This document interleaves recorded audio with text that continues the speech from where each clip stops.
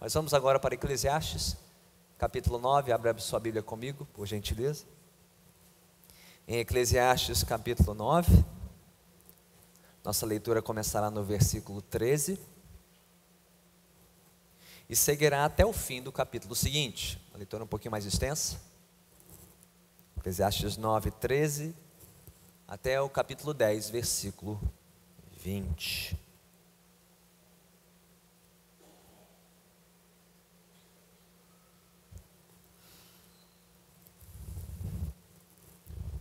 Diz assim a palavra do Senhor, conforme registrada no livro de Eclesiastes, capítulo 9, a partir do versículo 13.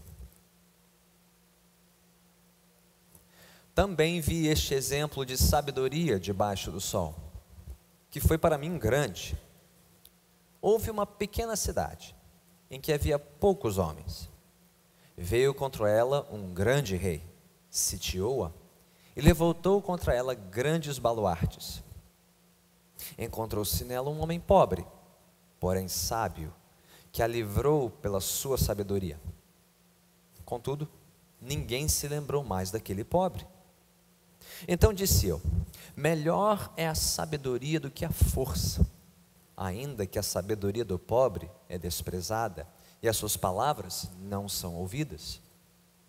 As palavras dos sábios, ouvidas em silêncio, valem mais do que os gritos de quem governa entre tolos.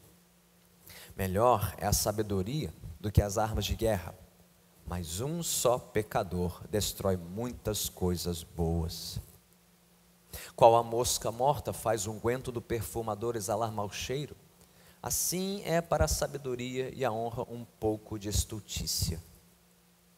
O coração do sábio se inclina para o lado direito, mas o do estulto para o da esquerda. Quando o tolo vai pelo caminho, falta-lhe o entendimento, e assim a todos mostra que é estulto. Levantando-se contra ti a indignação do governador, não deixes o teu lugar, porque o ânimo sereno acalma grandes ofensores. Ainda há um mal que vi debaixo do sol, erro que procede do governador, o tolo posto em grandes alturas, mas os ricos assentados em lugar baixo.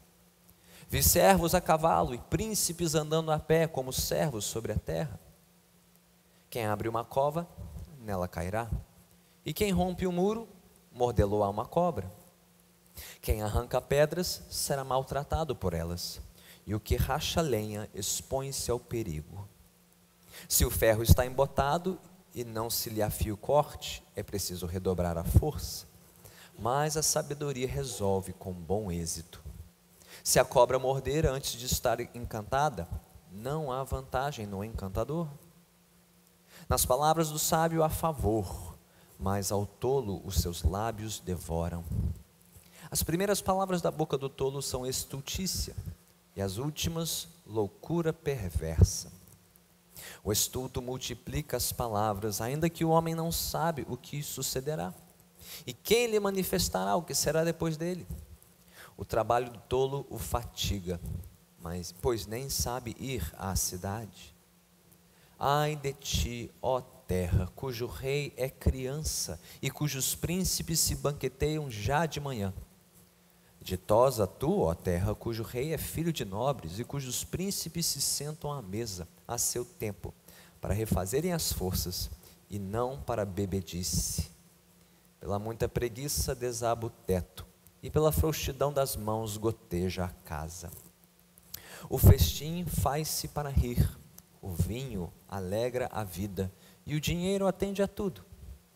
Nem no teu pensamento amaldiçoes o rei, nem tampouco no mais interior do teu quarto o rico, porque as aves dos céus poderiam levar a tua voz, e o que tem asas daria notícia das tuas palavras.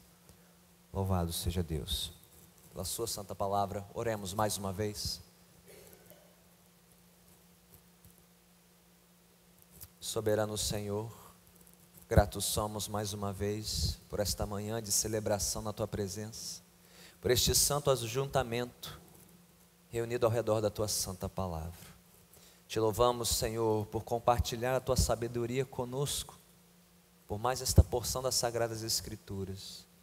Vem, Senhor, infundir em nossos corações um santo temor, pois o temor do Senhor é o princípio da sabedoria. É dele, Senhor, que derivamos tudo de que necessitamos para vivermos de maneira sensata, justa e piedosa neste mundo. Senhor, dá-nos ouvidos para te ouvir, uma mente para te compreender e um coração para te seguir e te obedecer. Abençoe as minhas palavras, Senhor, para que sejam fiéis à tua santa palavra, que ela não volte vazia. Que o teu Santo Espírito regue a boa semente que será lançada agora e que ela possa gerar fruto, muito fruto, que permanece em nossas vidas, para o teu louvor, para a tua glória. Assim oramos em nome do Senhor Jesus. Que a igreja diga amém. Amém. Na história da igreja existiu um homem chamado Antão do deserto. Viveu vida longa, 105 anos viveu Antão do deserto. Já há muito tempo, dos anos 251 a 356 depois de Cristo. Ele também foi conhecido como Santo Antão. E foi um dos pais e fundadores do movimento monástico cristão, daqueles que quiseram viver suas vidas sozinhos, no deserto, buscando a Deus, vivendo em oração diante da face do Senhor. E certa vez Antão do deserto registrou o seguinte pensamento. Ouça com atenção as palavras deste homem. Chegarão os dias em que os homens serão tão loucos que quando encontrarem uma pessoa sã, lhe dirão: você é louco. Chegarão os dias em que os homens serão tão loucos, quando encontrarem alguém que não é louco, vão dizer: você é louco. Eu acho que os dias já chegaram. Já faz algum tempinho, não? Pensando no nosso tempo, observamos como a sabedoria, ou simplesmente o bom senso, está em escassez, em falta, quase que em extinção. Seja na vivência da fé cristã, dentro da própria igreja, seja na condução das famílias, dos lares dos brasileiros, na educação dos nossos filhos, na mordomia dos nossos recursos e assim por diante.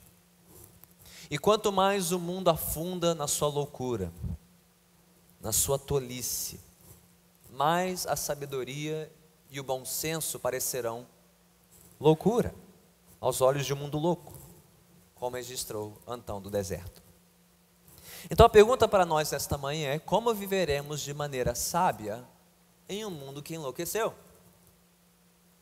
Como sermos pessoas sábias em tempos tão loucos e confusos como os nossos? Bem, é sobre isso que nos fala o texto de hoje. Mantenha sua Bíblia aberta, por favor, em Eclesiastes, que muito tem a nos dizer sobre sabedoria e tolice. Aliás, esse é o grande contraste deste capítulo. Nós ouvimos os termos sabedoria e tolice, cada um deles mais de uma dezena de vezes, somente neste trecho que nós acabamos de ler.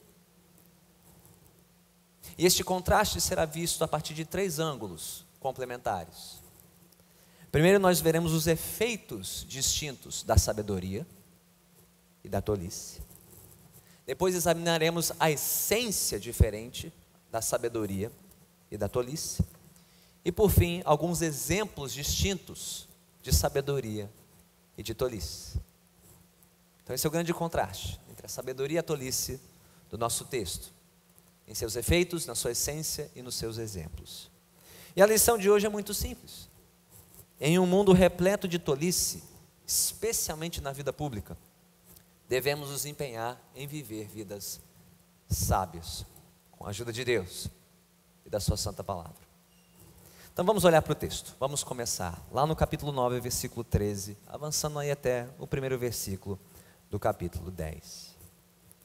Eclesiastes inicia esta próxima sessão do livro com uma pequena historinha, um pequeno exemplo da história, acerca de uma pequena cidade que foi liberta de um rei poderoso e das suas forças armadas, por meio dos conselhos de um homem pobre e sábio. Está aí no capítulo 9, versículos 13 a 15.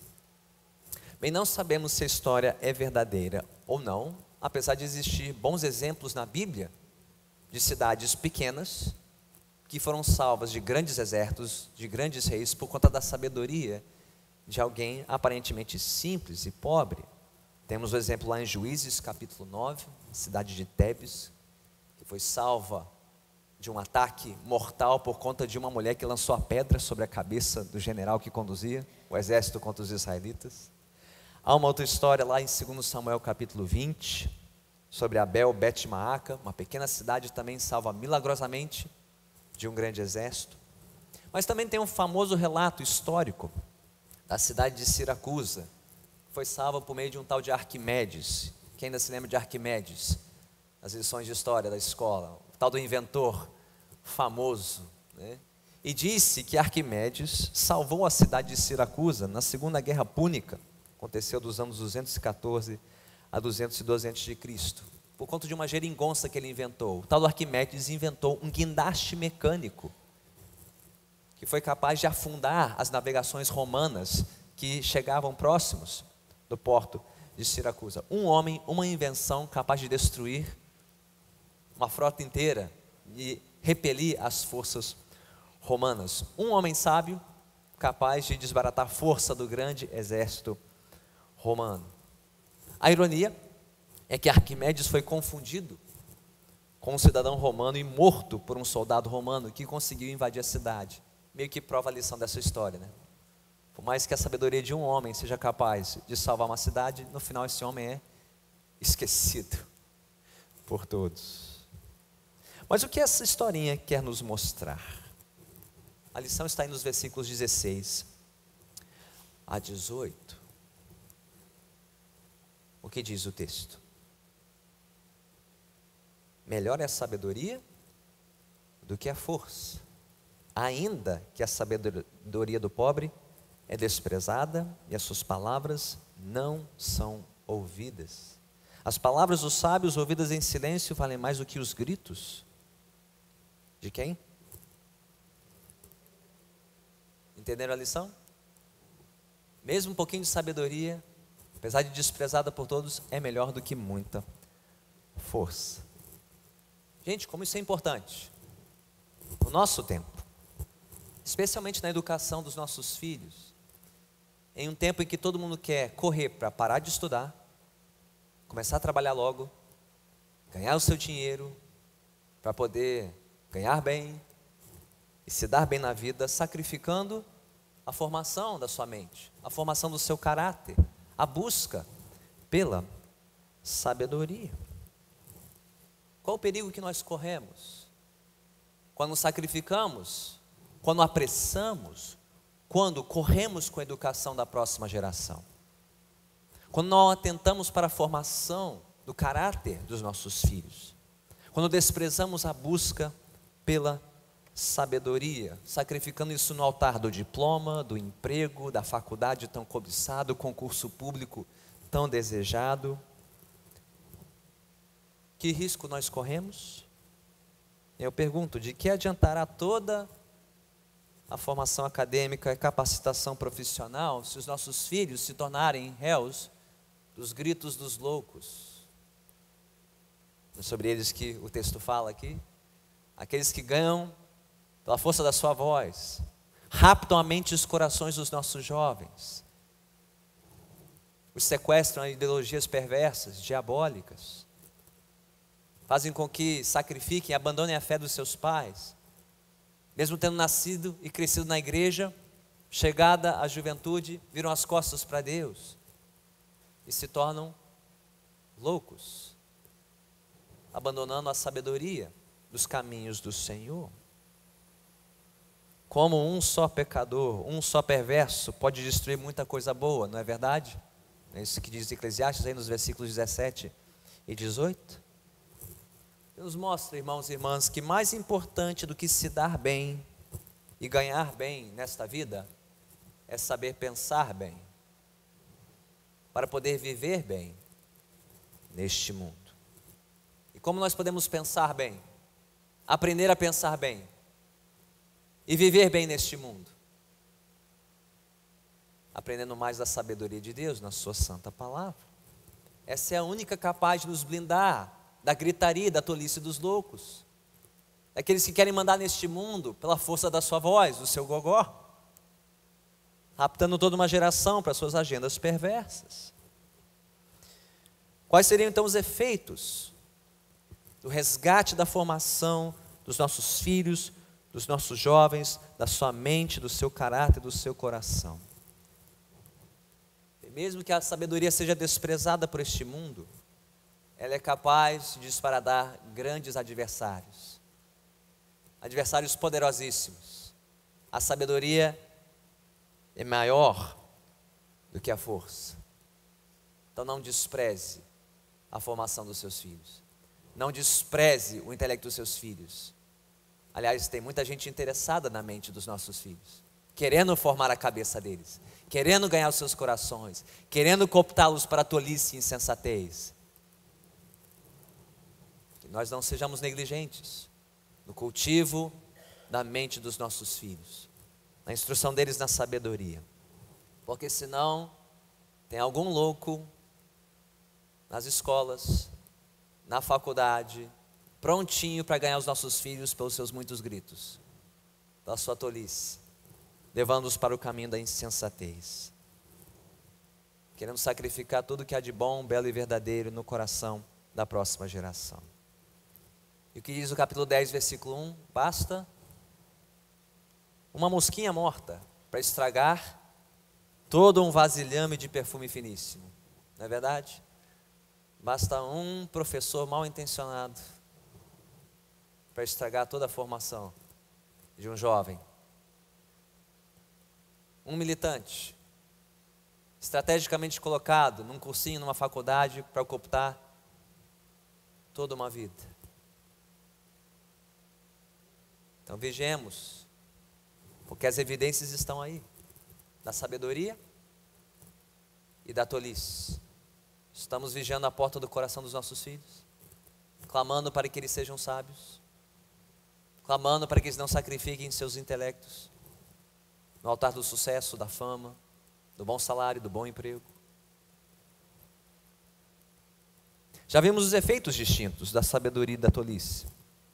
Eclesiastes quer ir mais fundo, quer nos levar literalmente para o coração da questão, para a essência diferente da sabedoria e da tolice. Está aí nos versículos 2 e 3 do capítulo 10. Vamos ouvi-los novamente?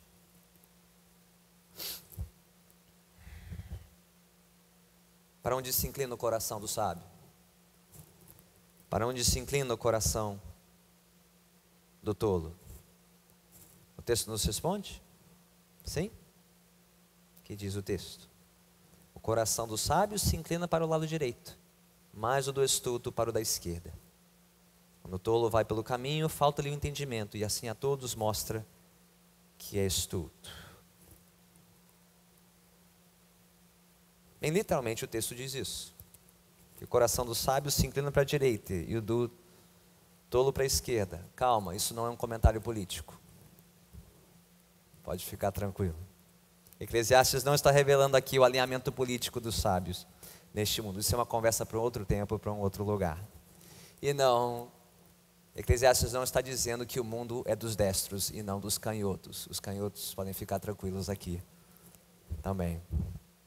Mas no mundo antigo, o lado destro sempre foi comparado ao lado da força, da virtude, do bem. Enquanto o lado oposto foi comparado à fraqueza, tanto moral como espiritual. Então o que Eclesiastes está falando aqui em termos metafóricos, figurados? Está dizendo que o sábio e o tolo seguem caminhos diametralmente opostos. É literalmente um para um lado e o outro para o outro. E esses caminhos não se cruzam, não coincidem em nenhum momento. E tudo isso está ligado à direção do coração. O coração de um virado numa direção e o coração do outro virado para a direção oposta. O coração do sábio para a força, para a virtude, para o bem, e o coração do tolo para a ignorância, a insensatez, para o mal. E tudo isso começa pelo coração, a torre de comando, o centro de operações do ser humano. O coração, segundo a Bíblia, é sempre aquilo que dirigirá, conduzirá, determinará toda a caminhada de alguém. E mais cedo ou mais tarde fica evidente para onde o coração do sujeito está inclinado. Para o certo ou para o errado, para a virtude ou para o vício, para a verdade ou para o engano. Como tudo isso nos orienta hoje?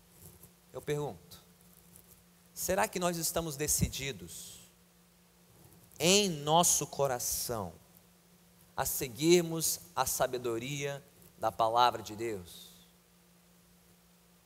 Quem não estiver decidido em seu coração, determinado, convicto, comprometido em seguir o caminho da sabedoria de Deus, já está com o coração escancarado, vulnerável e aberto para o vício, para o erro, para o engano. É por isso que a Bíblia faz reiterados apelos para que, acima de tudo, Provérbios 4:23, acima de tudo guardemos o nosso coração, pois dele procede toda a vida, dele depende toda a nossa vida. É por isso que o Salmo 119 apela para nós, para que guardemos a palavra de Deus aonde? No nosso coração, no nosso íntimo, para que não pequemos contra o Senhor. E apela especialmente aos jovens. Como poderá o jovem manter pura a sua conduta, observando segundo a sua palavra? Mas também instrui a paz, lá em Deuteronômio 6. Lembrando que há um único Deus, um único Senhor, que devemos amar esse Senhor de toda a nossa força, alma e entendimento, e que devemos guardar todas as suas palavras em nosso coração, a fim de que possamos falar da palavra de Deus para os nossos filhos. Ensiná-los com persistência, ensiná-los o que é a palavra guardada no nosso coração. Então estamos vigiando os nossos filhos. Quem está mandando na mente e no coração deles? Mas será que estamos vigiando a nossa própria mente e o nosso próprio coração? Para onde a nossa vida está inclinada, direcionada? Quem manda no centro de operações da nossa vida? Não sei quantos assistiram recentemente, fui assistir com a família o mais novo lançamento aí da Pixar, né? O Divertidamente, não sei quantos já viram, né? Que emoção rege a sua vida? Mas a pergunta é, você é regido só pelas suas emoções? Porque quem é só emoção, puro sentimento, está no caminho da tolice. Seja qual for a emoção, alegria, raiva, medo, vergonha, tédio, ansiedade, não importa. Se você for só emoção, por impulso, sua vida caminha pela insensatez e pela tolice. Se for razão, mas apenas pura razão humana, também é tolice e insensatez. O que controla a sua vida? Quem controla a sua vida? Quem conduz a sua mente? Quem ordena o seu coração? Se não for a palavra de Deus, será o quê?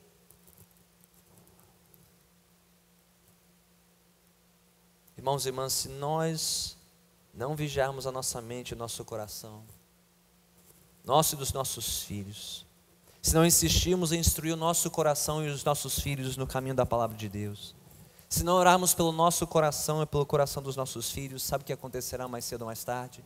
É natural. Todos nós seguiremos pelo caminho da tolice, da insensatez. Periodicamente, todos nós que conduzimos um automóvel, temos automóvel próprio, o que precisamos fazer? Parar numa oficina para fazer o famoso serviço de alinhamento. Você não precisa ensinar um carro a desalinhar. Com o tempo ele vai desalinhando com desgaste, não é verdade? O trabalho é de sempre realinhar, colocar no prumo, colocar no caminho certo. Assim é a nossa vida, assim é a vida de todo crente também, todo cristão. Desalinhar é fácil, é normal, é natural. Pender para tolice e insensatez é o que nós fazemos naturalmente. É Deus quem tem que nos realinhar constantemente. Não só a nossa conduta, mas o nosso coração. No caminho da sabedoria, no caminho da virtude, no caminho da verdade. Como a direção mal alinhada de um veículo, assim também é o nosso coração e dos nossos filhos. Precisamos sempre estar aqui e diariamente em nossos lares e como famílias nos realinhando, segundo a direção segura, reta da palavra de Deus. Então, como vai a caminhada de cada um aqui? Como vai o seu coração? Você está no rumo da sabedoria ou da tolice? De novo, se você não estiver comprometido a seguir o caminho da sabedoria, mais cedo ou mais tarde você estará na rota da tolice e da insensatez. Eclesiastes já nos alertou que só um pouquinho de tolice já é capaz de estragar muita sabedoria. Toda uma vida de formação dos caminhos do Senhor. Então já vimos os efeitos opostos da sabedoria e da tolice, já vimos a essência oposta da sabedoria e da tolice. Agora, como um bom pregador, Eclesiastes quer nos dar uma série de exemplos, uma espécie de mini provérbios aqui no finalzinho, mini livro de provérbios no finalzinho de Eclesiastes. Vamos para os exemplos então, para fecharmos a nossa exposição. Versículos 4 a 20 do capítulo 10, os exemplos distintos da sabedoria e da tolice. E aparentemente esses exemplos estão espalhados aí de forma aleatória, sem nenhuma ordem específica, mas eu creio que possamos catalogar esses exemplos livremente da seguinte forma. O autor aqui quer nos mostrar exemplos tanto da vida pública, exemplos de sabedoria e tolice na arena pública, mas também na vida particular, tanto com cenas da corte, como também com cenas da casa e do campo. As cenas da corte estão aí nos versículos 4 a 7, da casa e do campo, versículos 8 a 11. Mas também Eclesiastes quer exemplificar a sabedoria e tolice pelas suas palavras e pelas suas práticas. As palavras, versículos 12 a 15, e as práticas, 16 a 20. Ok? Tanto da sabedoria como da tolice. Então vamos seguir mais ou menos esse catálogo aí dos exemplos de sabedoria e tolice. Vamos começar pela vida pública. E gente, vida pública é um poço de tolice e insensatez. Basta ler o jornal, o editorial, as manchetes, e você vai ver tolice e insensatez para tudo que é lado, especialmente na vida pública, né? Tanto que um filósofo do século XIX disse, né, que na vida particular, sabedoria é coisa rara. Melhor, a tolice é coisa rara, mas na vida pública é a coisa mais comum que existe. Na vida particular, a gente é menos propenso a tolice, mas na vida pública, quando junta muita gente num só lugar, é só ir para o Maracanã que você vai ver quanta tolice, quanta insensatez, né? Então, nos exemplos públicos, Eclesiastes ressalta principalmente os da vida pública e política, que é um antro de muita tolice e de pouquíssima sabedoria. Ele começa no versículo 4 pela resposta tranquila e sábia diante da ira de uma autoridade, provavelmente uma autoridade política, um rei, um governante. E por que ele recomenda a resposta tranquila e serena diante da ira de um governante? Bem, pense em Davi. Diante de Saul, a ira insana e assassina de Saul contra o seu genro, Davi, movido por puro ciúme e inveja. E como Davi respondeu? Com uma confiança serena e tranquila no Senhor, deixando que Deus resolvesse a história, não? Sem querer fazer justiça com as próprias mãos, confiando nos propósitos de Deus, respondendo à tolice irada do seu sogro com um coração manso e tranquilo, aguardando pela resposta final do Senhor, provando que aqueles que aguardam pacientemente e confiantemente no Senhor, com sua autoridade máxima e juiz supremo, não terão do que se arrepender. Quem se arrepende é quem responde ira com ira, tolice com tolice. Deus sabe cuidar dos seus. Deus sabe cuidar dos seus, mesmo quando injustiçados por uma autoridade. E, gente, o princípio aqui vale para muitas arenas diferentes. Pode não ser uma autoridade política irada, pode ser um chefe irritadiço, pode ser um síndico mal intencionado, pode ser o proprietário do imóvel onde você tem o seu comércio, pode ser um pai de família. Seja quem for, o impaciente, o irado, o tolo, qual a melhor maneira de responder? Com o coração manso, com a resposta branda. Quantos erros poderíamos evitar se tão somente mantivéssemos a cabeça no lugar, na hora da provocação, não é verdade? Quantos aqui já não se arrependeram de uma reação extrema, impaciente e irritadiça, que provocou um problema muito maior do que o original? Saber manter a calma, mesmo diante da ira tola dos que estão acima de nós. Há muita sabedoria nisso, não? Manter a calma na hora da provocação. No volante, no trânsito, na fila do mercado, na areia da praia, onde for. Manter a calma, não perder a cabeça. Dito isso, segundo Eclesiastes, prepare-se, versículos 5 a 7. Prepare-se para ter a sua paciência testada, sua tranquilidade posta à prova, principalmente pelas nossas autoridades públicas, muitas delas tolas e totalmente despreparadas para nos governar. Aliás, se você ler Eclesiastes 10, 5 a 7 com um pouquinho de calma, parece uma profecia do Brasil do século 21, diga a verdade. É ou não é? 3.000 anos atrás o sujeito falou sobre tolos que governam, enquanto que sábios estão no banco, assistindo esse drama. Não deixe que a falta de sabedoria dos nossos governantes provoque em nós respostas e reações menos que sábios, diz Eclesiastes. Mas tendo olhado para a vida pública, cenas da corte, agora ele vai para casa. Cenas da vida particular, versículos 8 a 11. E dá vários exemplos aqui que para nós não fazem muito sentido, né? Você provavelmente nunca se deparou com essas cenas aqui dos versículos 8 a 9. Abrir covas, romper muros, arrancar pedras, afiar machados. Bem, tudo isso é ofício de quem trabalha no campo, na propriedade, no dia a dia do trabalho. Mas o que Eclesiastes quer nos mostrar aqui é que quem não tem sabedoria na vida pública, muitas vezes não tem sabedoria no dia a dia de casa. Nas pequenas tarefas, como derrubar um muro, como usar um machado, já mostra nas pequenas coisas sua falta de sabedoria. Quer trabalhar com machado, mas não afia o machado. Quer derrubar um muro, mas não faz nenhuma contenção e vai se machucar. Vai brincar perto do perigo de uma cobra, sem encantá-la, vai sair picado. Os exemplos do nosso dia seriam talvez diferentes. Sujeito que sai com seu carro sem jamais olhar para a revisão do veículo e acha que nunca vai ter um problema, né? Um sujeito que quer sair a hora que quiser de casa achando que não vai ter perigo algum, né? Dirigir a hora que for, pelo lugar que for da cidade, sem esperar nenhum tipo de perigo.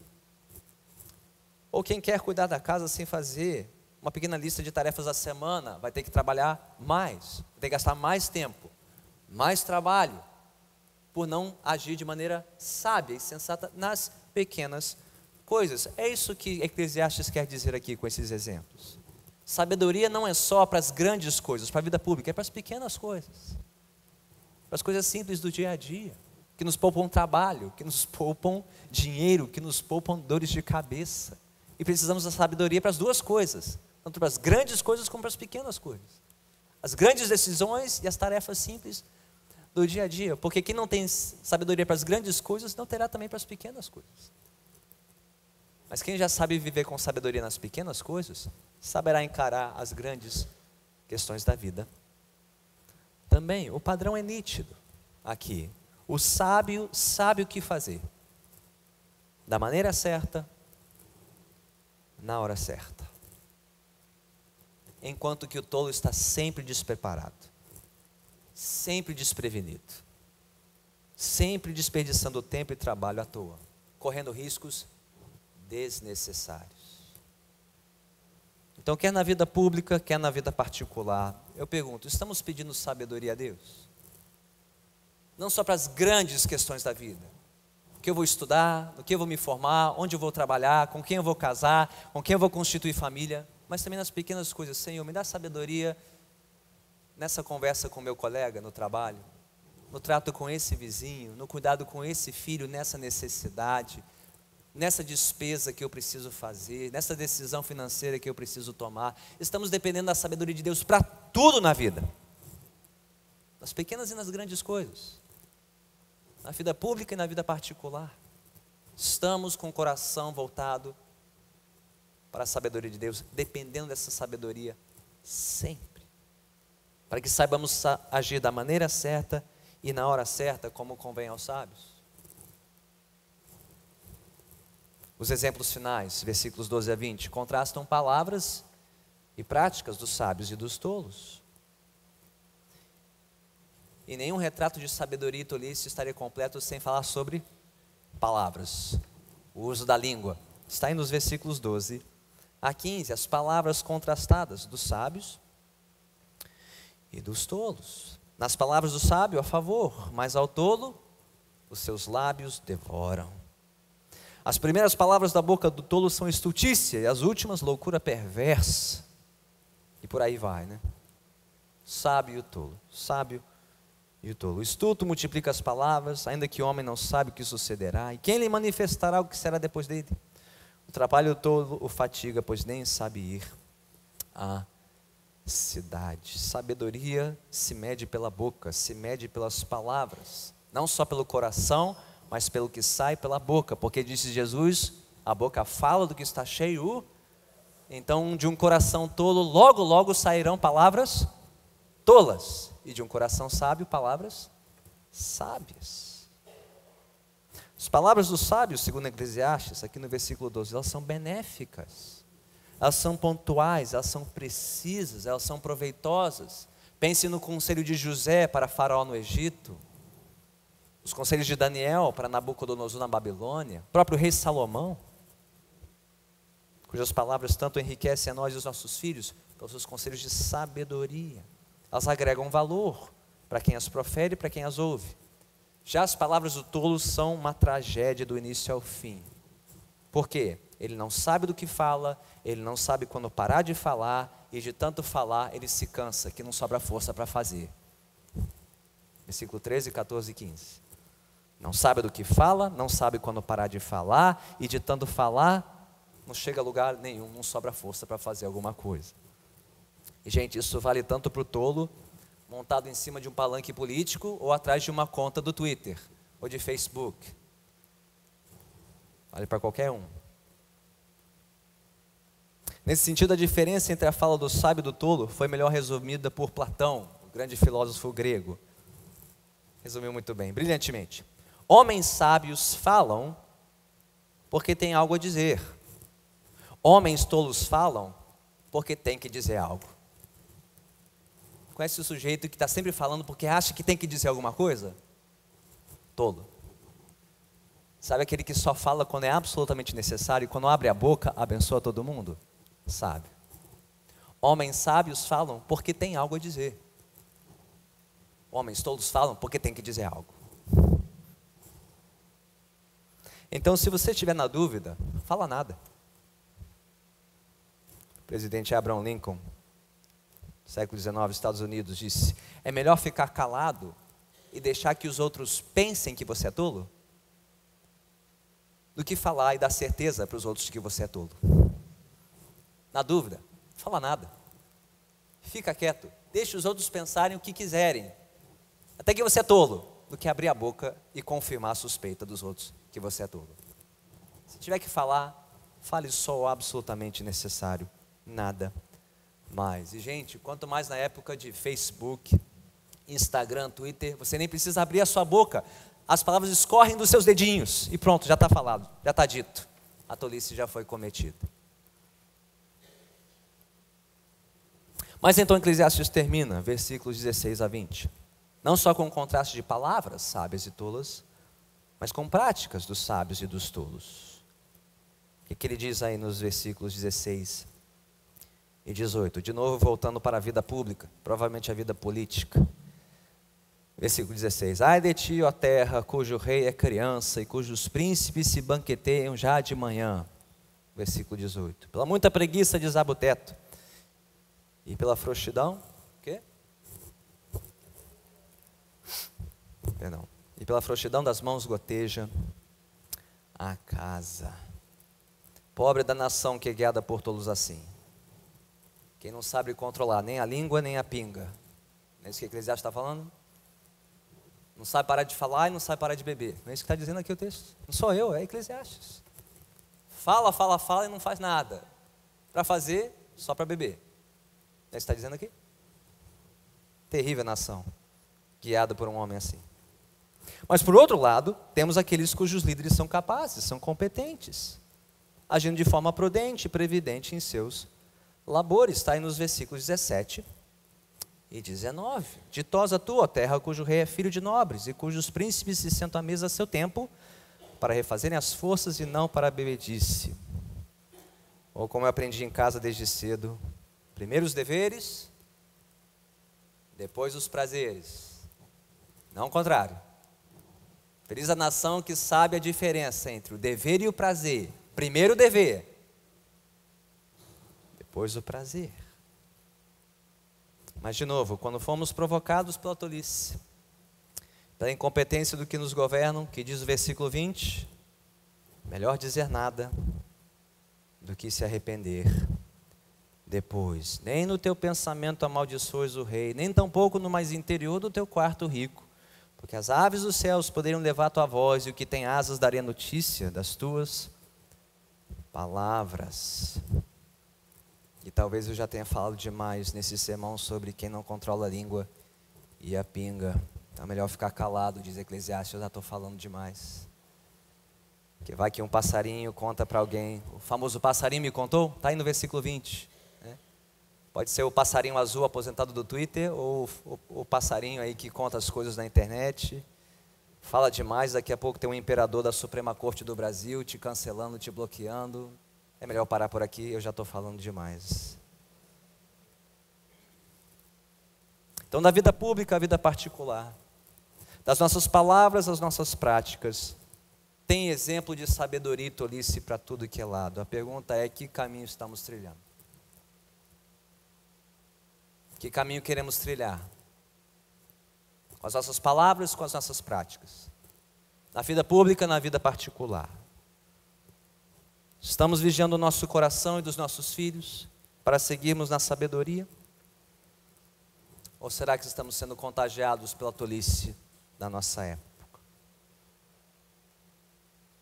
Como diz outro provérbio que eu aprendi em casa desde cedo: costume de casa, vai à praça. Tudo começa onde?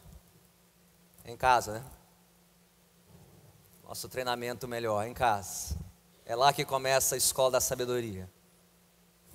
Em palavra e em procedimento. Que o treinamento na sabedoria comece em casa. Que siga para a praça e o mundo afora, por mais tolo que seja o mundo em que nós vivemos. Então, o que disse Antão do deserto, lá no começo deste sermão: chegarão os dias em que homens serão tão loucos, que encontrarem alguém são, dirão o quê? Você é louco. Os dias chegaram. Os tempos loucos chegaram.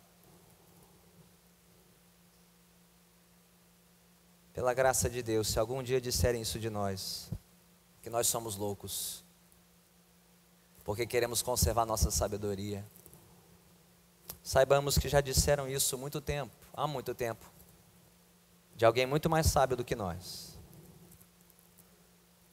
Porque quando o Filho de Deus andou por este mundo, dizendo que ele veio para ser rejeitado, morrer numa cruz, terminar sua vida como um marginal qualquer, até mesmo seus discípulos e parentes acharam que ele estava louco, que ele havia enlouquecido. ao final da sua vida terrena, ele praticou o ato mais louco e insano aos olhos do mundo. Ele era rei, senhor, e fez-se um servo. Humilhou-se como um tolo, um louco qualquer, entregando a sua vida na cruz do Calvário. E por que ele fez isso? Justamente para salvar nós loucos e tolos.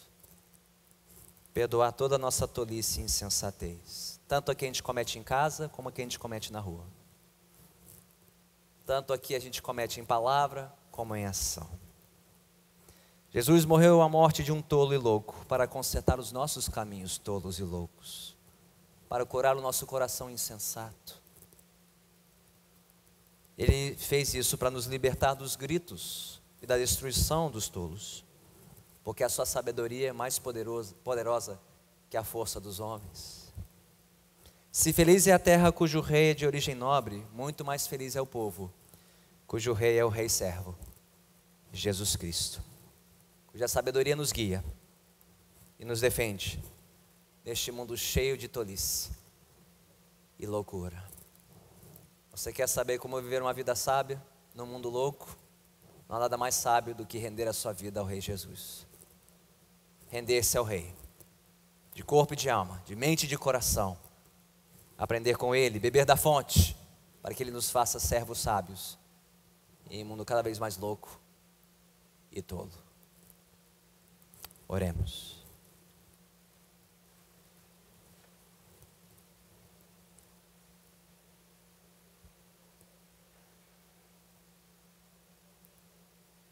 Os tempos são loucos,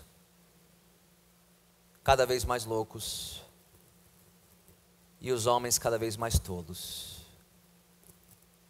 Mas ai de nós, Senhor, acharmos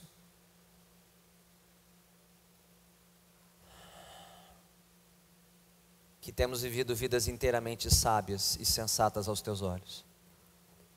Pois quando nos examinamos à luz da Tua palavra, ainda encontramos muita tolice, muita insensatez. Seja nas nossas palavras, seja no nosso procedimento, tanto na vida em casa como na vida na praça. Senhor, precisamos de Ti, precisamos da Tua graça, precisamos do Teu perdão. Perdoe-nos a nossa tolice, perdoe-nos a nossa insensatez, perdoe-nos, Senhor, a nossa falta de vigilância com a nossa mente e o nosso coração, e também dos nossos jovens e filhos. Ó Senhor, inclina o nosso coração para a sabedoria da Tua palavra.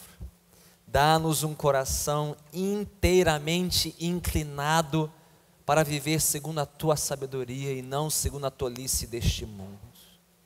Dá-nos do Teu Santo Espírito, um espírito de sabedoria e entendimento em um tempo de crescente ignorância e loucura. Senhor, preserva-nos, protege-nos, Senhor, da loucura insana que varreu as famílias, as escolas, as oficinas, os escritórios, os corredores de poder desta nação. Senhor, guarde-nos da tolice e da insensatez, guarde-nos da ruína e da destruição da tolice, guarde-nos e os nossos filhos. Ó Senhor, que nesta manhã tenhamos parado para meditar e refletir em que caminho estamos trilhando, que coração temos cultivado diante de Ti, deste mundo. Ó Senhor, esvazia-nos da loucura deste mundo, enche-nos da sabedoria da Tua palavra, esvazia-nos da nossa tolice, enche-nos da Tua virtude, Senhor, esvazia-nos de nós mesmos, enche-nos de Ti, Senhor, enche-nos de Ti. Guarde-nos, Senhor, guarde-nos e as nossas famílias, guarde-nos e os nossos filhos nas escolas, nas faculdades, nos escritórios, nas repartições públicas. Guarde-nos da loucura e da tolice deste mundo. Guarde-nos, Senhor, como igreja. A tolice e a insensatez invadiram a própria igreja no Brasil. Tem misericórdia da Tua igreja, Senhor. Converte-nos nos nossos maus caminhos. Livra-nos da tolice e insensatez, Senhor, de ignorar a Tua palavra. desprezar a Tua palavra, os Teus sábios e santos conselhos para as nossas vidas, para a nossa congregação, para os nossos casamentos, na criação dos nossos filhos. Ó Senhor Deus, precisamos de Ti, precisamos da Tua palavra, precisamos do Teu Espírito, precisamos do Teu Santo Filho reinando em nós, sobre nós, não só nas grandes decisões, mas nas pequenas tarefas do dia a dia, Senhor. Ó Pai, perdoe-nos a nossa autossuficiência, a nossa autoconfiança, por não Te buscarmos sempre, em todo momento e circunstância, a cada prova, cada decisão. Senhor, tendo nos mostrado a nossa necessidade, supre-nos, Senhor, da Tua plena suficiência, do Teu pleno poder. Converte os nossos corações à Tua sabedoria, Senhor. E se houver alguém entre nós que entrou por essas portas sem nunca antes ter contemplado, considerado a tolice de viver longe de Ti, sem Ti neste mundo, que hoje o seu coração tenha sido convencido pela verdade, convertido à palavra, conquistado, Senhor, pela sabedoria do Teu Evangelho. Senhor, abençoe o ministério da Tua palavra deste púlpito. Preserve este púlpito, Senhor, para que daqui fluam palavras de sabedoria e não de tolice. Palavras de verdade, não de engano. Palavras que nos encorajem a seguir no caminho da sabedoria e fugir do caminho da tolice. Preserve esta casa, Senhor, edifica esta casa sobre a rocha, a fonte de plena sabedoria que é Cristo Jesus, o Senhor, em quem estão escondidos todos os tesouros da sabedoria e do conhecimento. Senhor, abençoe cada pregador que sobe este púlpito, cada um que instrui os nossos filhos nas salinhas, cada pai e mãe aqui, Senhor, para que com sabedoria aponte o caminho estreito para os seus filhos. Guarde os jovens desta igreja, Senhor, preserve-os nos caminhos da sabedoria, para que fujam da tolice da sua geração. Senhor, consagre para Ti aqui um povo sábio e temente a Ti. Um povo que sabe discernir a sabedoria da tolice, o acerto do erro, sabe distinguir a virtude do vício, sabe discernir o caminho estreito que conduz à vida do caminho largo que leva à perdição. Ó Senhor, abençoe o ministério desta casa, preserve esta igreja nos Teus caminhos. Oramos novamente como igreja, pelo nosso amado e querido Bispo Weber, pela irmã Lourdes. Contemple os Teus servos, que por tantos anos ministraram nesta casa com sabedoria, virtude e piedade. Contemple os Teus servos, Senhor, com restauração de forças, renovando a sua fé no Senhor, fortalecendo-os nessa jornada, nós com eles também, Senhor, esperando em Ti, confiando no Senhor, pela conclusão deste milagre em progresso. Clamando também, Senhor, pelo rebanho da vila. Guarde esta igreja querida, preserve a sua união, sua integridade. Prepare, Senhor, prepare o coração daquele que pastoreará este rebanho, na ausência do nosso querido Bispo Weber. Prepare este homem, a sua casa, Senhor. Tu sabes, Senhor, quem Tu queres aqui à frente deste rebanho. Prepare este homem, o seu coração e os corações das Tuas ovelhas aqui também, Senhor, quando o momento chegar nesta transição. Deus Santo, não só neste momento, mas ainda por muitos anos, desta casa, desta igreja, glorifica o Teu nome, exalta o Teu nome, Senhor. Faze prevalecer a Tua boa, agradável e perfeita vontade neste lugar e na vida do Teu povo aqui reunido. Tudo isso oramos, confiantes, alegres, esperançosos, agradecidos, em nome de Cristo Jesus, o Senhor, que vive e reina para todo sempre. Amém.